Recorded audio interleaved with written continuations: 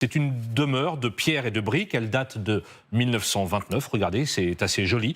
Ceux qui ont construit ce bâtiment à l'époque se sont inspirés des travaux de l'architecte américain Frank Lloyd Wright. Sauf que ce bâtiment historique est supposément hanté. Oui, et pour comprendre pourquoi, il faut remonter, Solène, aux années 1930. Le Premier ministre japonais de l'époque s'appelle Inukai Tsuyoshi. Il est assassiné dans ce bâtiment, précisément le 15 mai 1932, par de jeunes officiers. L'affaire fait évidemment beaucoup de bruit à l'époque au Japon et la une de tous les journaux du pays. Et l'histoire raconte que depuis, le fantôme du défunt Premier ministre, ainsi que ceux de ses assassins, rôdent encore dans les couloirs de la résidence.